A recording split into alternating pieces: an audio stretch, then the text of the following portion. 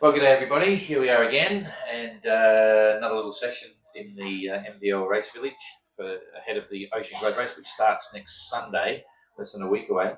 We have Marie from DUICK 6 here to speak with us, which is fantastic. Welcome, Marie. Yeah, and Aida, good to see you again. Here we go. Hello. And I'm going to hand over straight away for you for the first question. Good morning, Marie. It's the first time I have to interview a pirate, and it's not an easy job for me today. I notice, we all notice, when you go into a room, when you walk into a room, everyone is watching you, not because of your name, but because of your charisma. And I would like to speak today especially about your boat, not about your name. And for the people who didn't follow so long, or who are not sailors, because a lot of people who follow the web TV are not sailors, but they know the boat. Why do you love this boat? What is your experience with this boat? When did you start to sail on her? First of all, it's not a her, it's a he, clearly. It's a very powerful man, and I can't say he, she for him. It's I don't know exactly what it is for me. It's just a very powerful connection. I start to sail on him, with him, I don't know, maybe 1 year, 2 years old, maybe. I always loved this boat, but it's clearly when I really start to sail as a professional that I really understood how good he was. And it's a very technical boat, and even if now he's passing through the age, he's still very interesting to sail with a very good performance. He's an awesome boat to discover the world, and he's gorgeous. And I don't know that I choose. Well, my dad passed away 25 years ago, and we had a choice with my mom to throw away everything and live our life. I choose to wait a little bit. As I say all the time, I'm a guardian of the boat. I'm not owner of the boat. I'm just a little part on this boat. The first Pendwick is now 125 years old, so I'm just a little part on his life. So he doesn't belong to me. I belong to him, and that's exactly the same stuff for Pendwick 6. So now, almost 10 years ago, I really I'm not going to say that I fell in love with his boat. It's just I made a commitment to him, just to protect him as much as I can. And if he will be happy with another family, with another guardian, I will sell him at this moment. But for now, I think I still, with my mom, we are still some good guardians. So it's just I will fight for him until my death, that's for sure. I'll try to remember and call Pendwick 6 a he until the end of the interview, I hope.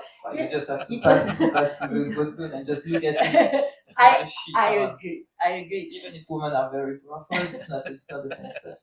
He was built in 73 for the first whitbread. He did the first one. He did as an unofficial the 81, 2 other whitbread.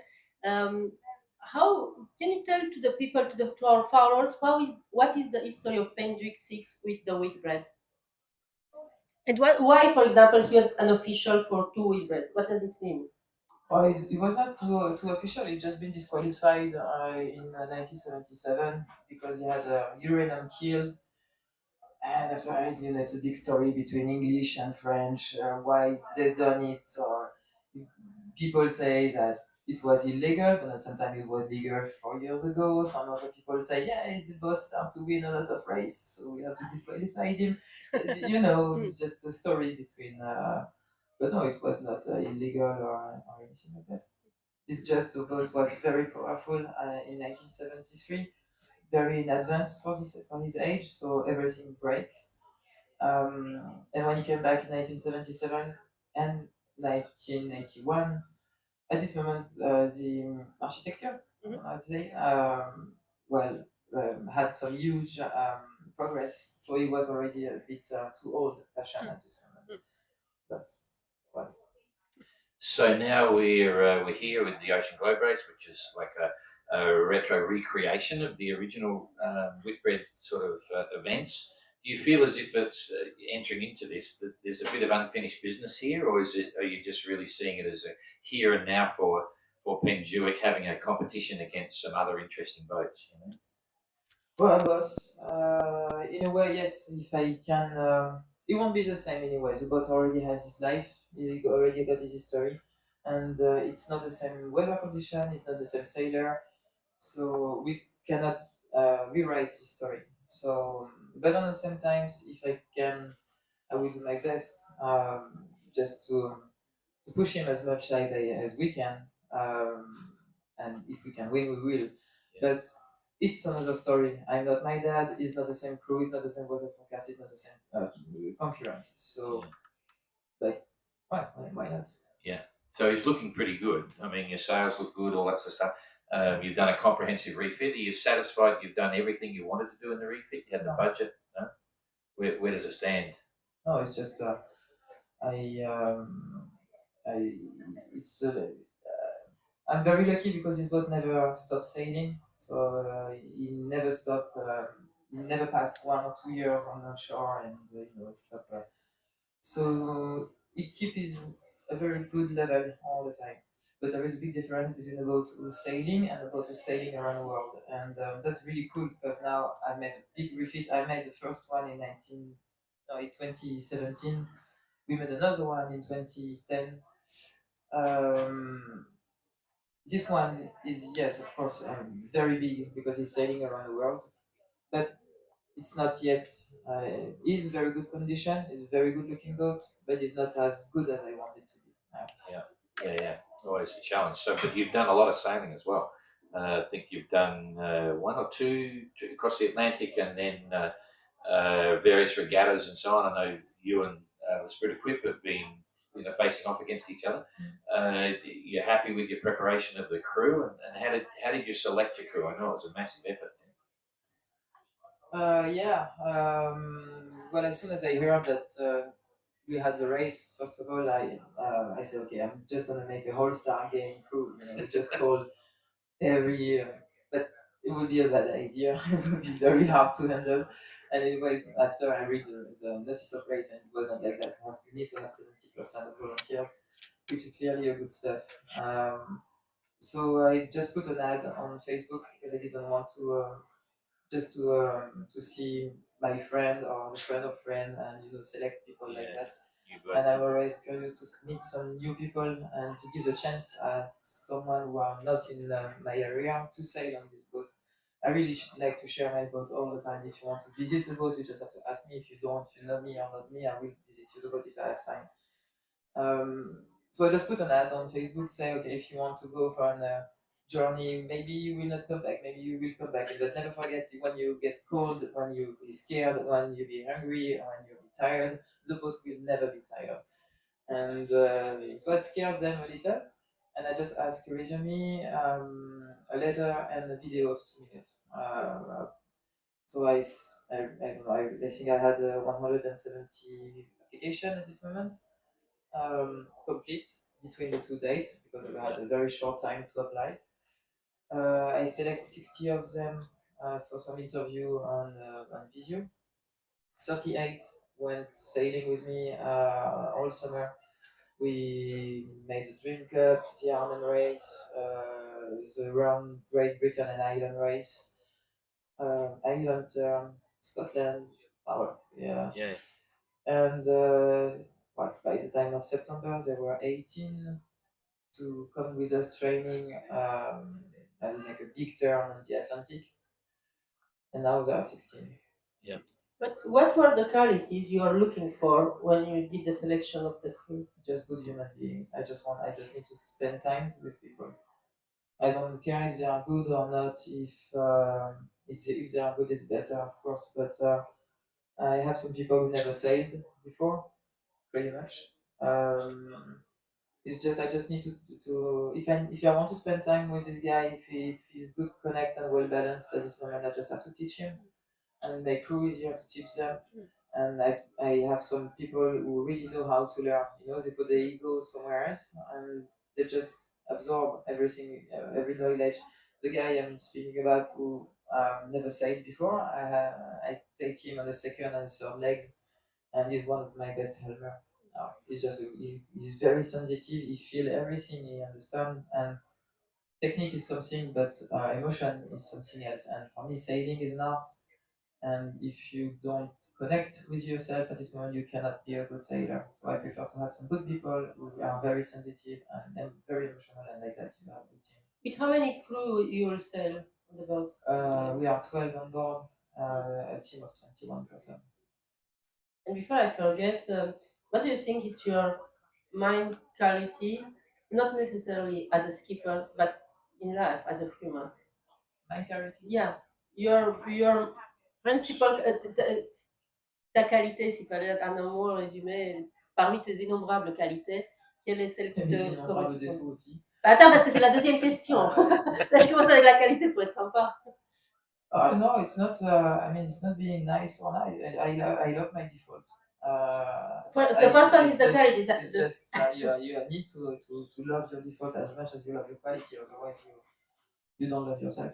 So I understand that your default, your mind default, is also your mind quality, and which is that? No. It's just I don't know. Well, if I have to, I know if I have to go somewhere, if I have to push 2 or 3 mountains, it's okay. I will. I'm very tough. I've got big shoulder. It's okay. And so yeah, I can do. A part of me is a fighter, and I will always be a fighter. And you've got quality and default with that. So we're a week away from the start. The start gun goes bang. What are you most looking forward to when you get out there? You know, what's the big high about being involved with the OGR? I just need to be at sea. Yeah. I just want to go. Yeah. We are what 8 days to go. Yeah. It's going to be long. No, I just need to be at sea. Yeah. I'm not looking for anything. I don't like to look for anything. Otherwise, you are not in the present moment, and I hate that. I have no idea what is going to happen. I don't want to expect anything. I just want to be surprised by life. So I'm in the present moment very. Do you have any particular fear of you know in the context of the OGR? Anything that's the biggest challenge? No, except losing someone, of course. That's a fear, of course. You don't want. It's already happened to me. It's not nice to lose someone at sea. So I don't want to live something like that. Otherwise, no fear. Why should I? There is no reason. Yeah. Okay, can I ask you what sort of watch system you're going to be keeping, and like to manage that, and what sort of food regime you have? So we are 12 on board, so I'm off watch. My cook is off watch. After I got 3 watch leader, and after I got a sailor. So there are 3, 3, and 4. So if I go on watch, if my cook is going on watch, we have 3 team of 4 people. Yeah. So it's a watch of 3 hours. We got 1 watch on, 1 watch in standby, and 1 watch off. Yeah. And we have a good reason like that. So you have a cook, a full-time cook. It's the best boat in the world. I'm starting to think that. It's a French boat. They have to have a cook on board. It's a French boat. Yeah. Okay. So that's it. He's a sailing cook, but he's a cook before he's a sailor. So the routine. He's responsible for all cooking, or lunch and dinner, or how does that work? I've got 2 chefs. So one Estelle is going to do the first and third legs, Veronique the second and the fourth, so like that they can rest. Yeah. All the time, and I want them to be in a full capacity all the time, because for me food is very important. Yeah. It's maybe the most important post on the boat. Yeah. If you don't have a good food, if you don't have a good some good energy, some good amount of energy, and you don't have a good crew, and the ambience, the mood on board is not the same. So we have some good food on board. That's cool. And so the food, freezers and fridges, no, we only a refrigerator. The only I don't know what's the name in English when you put some air, you're sucking air, vacuum pack. Yeah. Vacuum pack. The meat is that's the only stuff not on avertisé. Cryovac meat. Yeah. Otherwise, it's fresh food and Oh, cool. That's Yeah. pretty interesting. Yeah. And big wine locker, of course, being French. Big what? A big wine locker. No, never. You dry ship. No, never. See, there is absolutely no alcohol on my boat. Yeah. It's just on the harbor. For sure, you're just living and enjoying life. But Yeah. at sea, no, especially not on a boat like that, which is very dangerous. And it happened to me too many times. You get a nice sunset, nice light condition, Yeah. and people say, "Hey, maybe we can have just a little." And then it turns All to the rubbish. time I say no, and all the time 10 minutes after the wind is picking up, and you cannot even one light beer change your perception, change your balance, change everything. And on a boat like that, I have to anticipate everything, and no, it would be a very very bad idea. Yeah. Is there something that you would love to change on the boat? But you live with it. No. From your I experience. try to. I do my best to keep him exactly as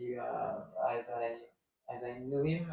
Last year we broke a witch handle on the coffee grinder. Yeah. If I don't tell you which one, you will not guess.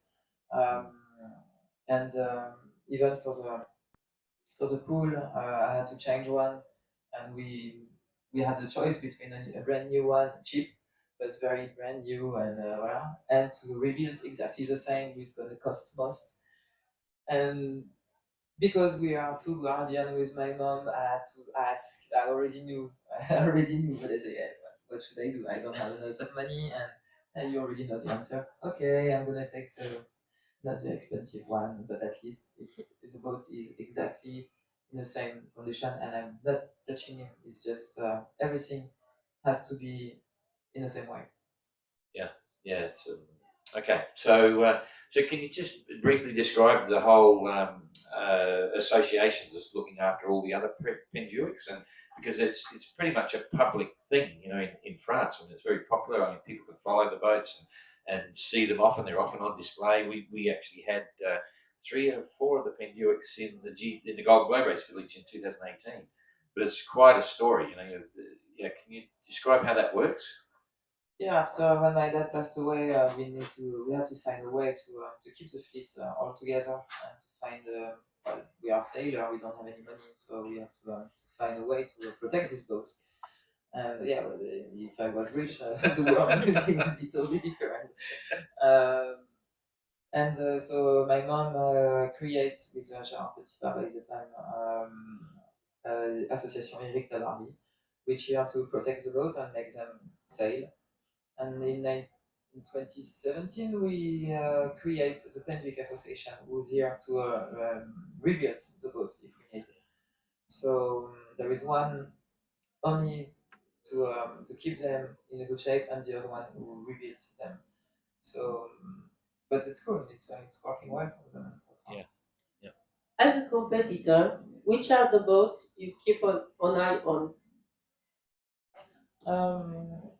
So far, Maiden and Translated, I think. After it's only guessing. I never sailed against Neptune. This Peliki, I think the skipper of Neptune said with your father a few times already. I think I'm not sure. Maybe not. Yeah, we'll ask him when he comes for the TV. Yeah. So he knows the boat. Do you have a favorite place on the boat, on your boat, when you are sailing? It also depends on my mood, if I need to be alone or not. If I need to be alone, I just go on a bar. No, yeah, I love to helm, so and I can stay hours on this boat just helming and just go. So there is, it's my house, so there is a lot of nice place. Did you bring books with you? Lots of it. Which I never thought. No, tell me one that insane. you. I got. I think I have 18 books, like always, and never have the time to read. Never. You're all the time, doing something, focusing on something. You just wake up, just no. So.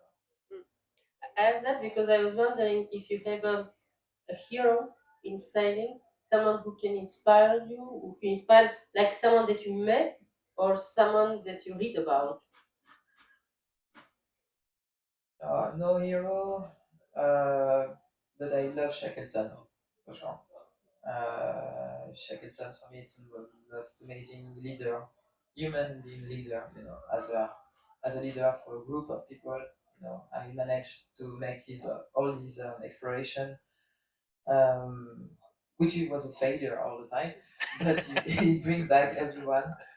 And yeah, Shackleton is quite amazing guy. Pour les ignares, comment est-ce que tu peux nous dire qui il est? Parce que moi, la navigation, je connais pas trop. Shackleton, c'était un explorateur qui est parti dans les années juste après la seconde guerre mondiale.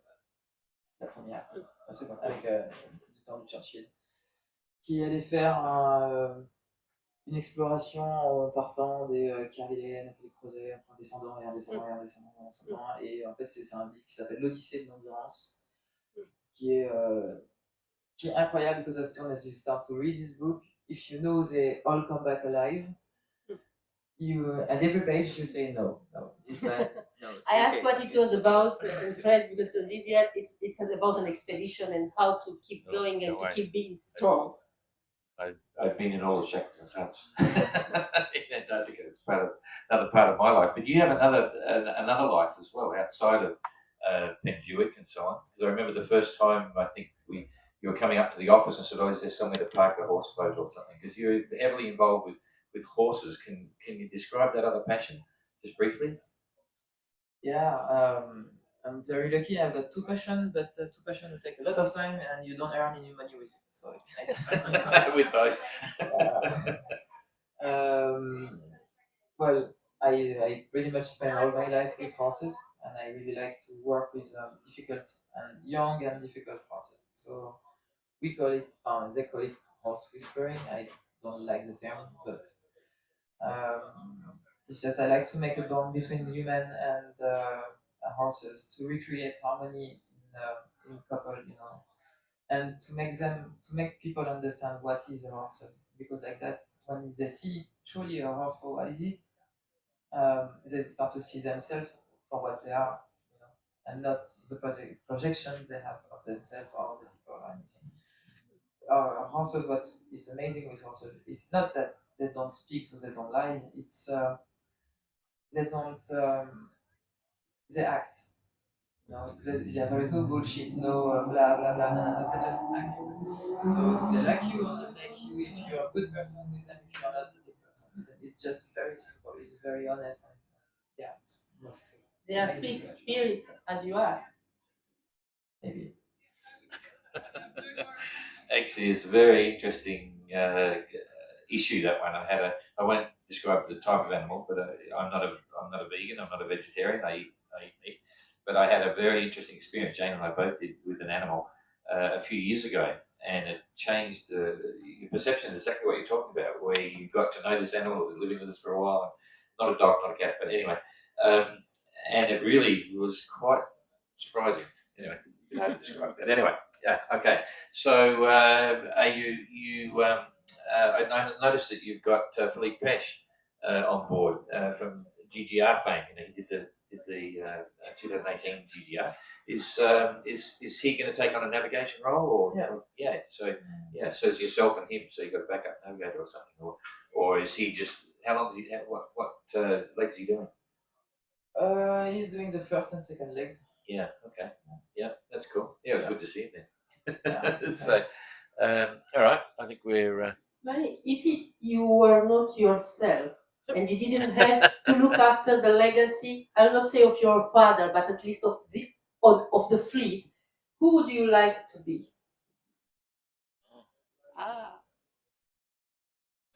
It's a hard job on the shoulder of a girl to have all this big legacy. Rihanna might be nice, no? Rihanna. Beyonce for one day or Rihanna for I don't know. No, but I don't know. I don't ask myself this kind of question. There is a lot of if on your sentence. So no, I'm just myself. It's okay. Okay. Thank you very much, Marie. Yeah, good to chat. Always good to hear how people get involved with these things. So and good luck with the race. You know, and the adventure and the challenge. So there's a lot of people following. Thanks a lot. And we'll be back again tomorrow. Tomorrow we translate it. We translated competition. Oh, I love what you said on the stage the other day about watch out. I mean it. Yeah.